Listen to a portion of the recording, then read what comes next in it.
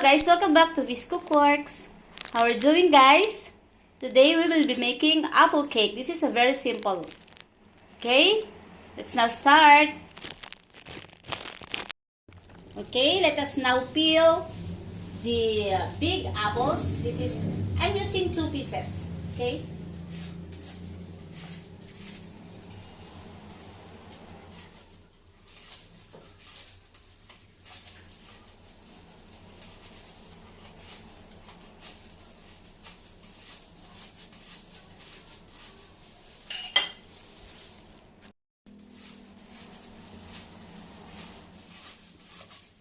We'll be using the peel of an apple later. Okay. Do not throw this, okay?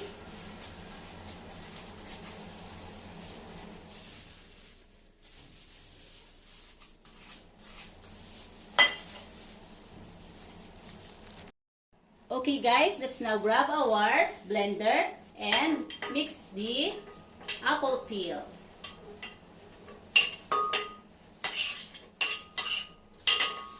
Okay.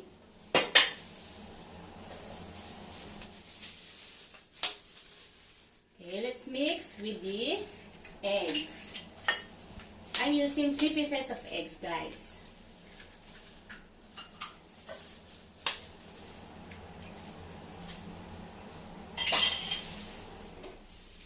Okay. Let's start blending it, guys.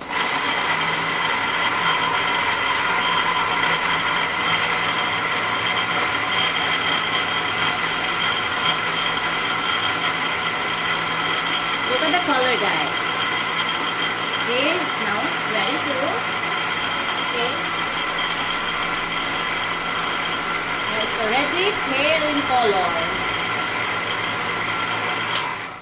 You see, guys? It's already pale in color.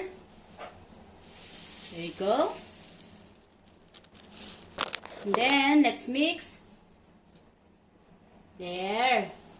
This is 1 cup of oil. Mix again for a while.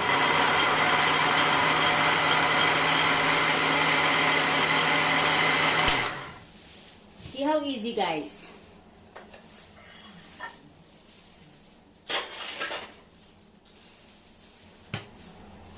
Now let's set aside it.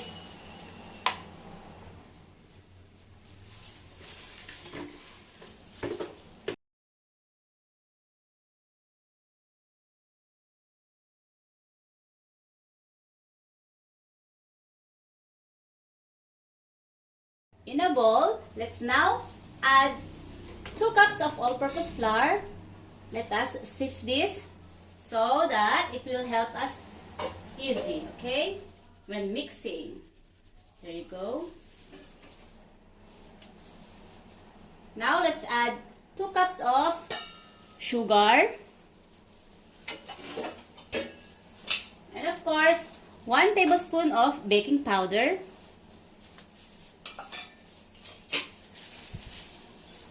Let's mix it.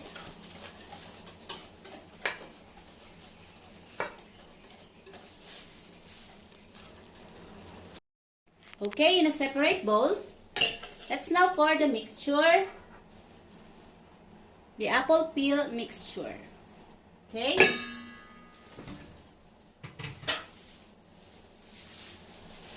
And then, combine the dry ingredients into our mixture, okay, and then mix it well.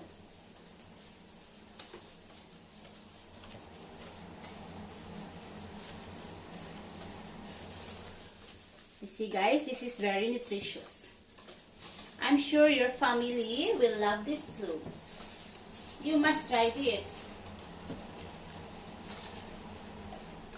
Especially our kids will gonna be happy when eating this one.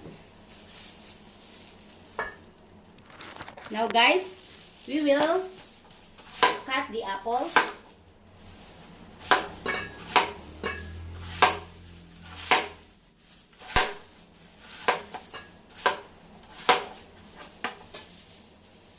small cubes.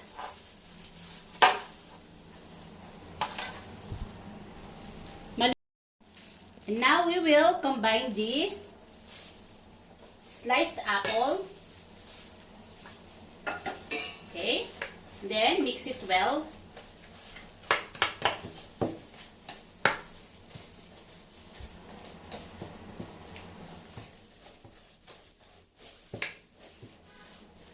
We will bake this, guys, for 30 to 40 minutes on a 350 degrees Fahrenheit.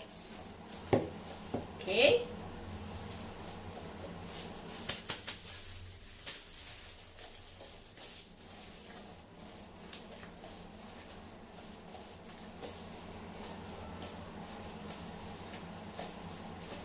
See, the apple peel is very useful, right? How about you guys? What's your favorite fruits? Okay.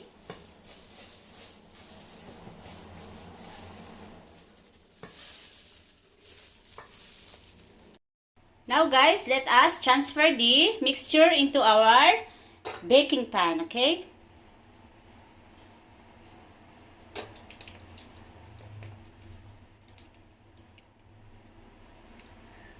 Okay, let's use a spatula.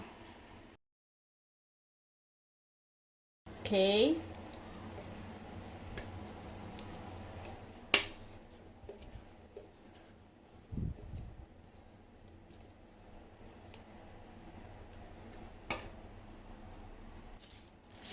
Then of course, don't forget to tap this for at least 3 times. There.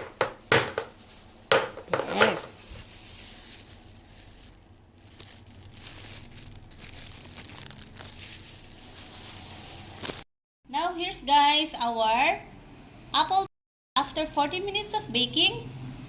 Okay, let's remove now the parchment paper and serve it hot. Okay. Oh, so yummy.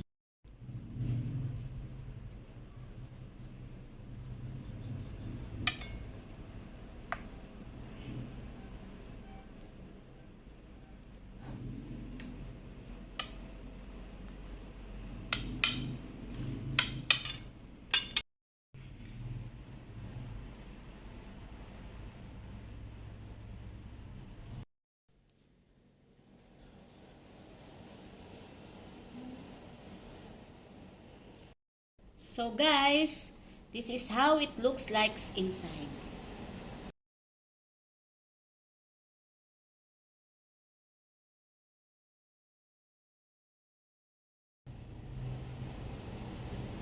Thank you for watching guys. Don't forget to please subscribe on my channel, this Cookworks, and share it to your friends. Just comment down below all your comments.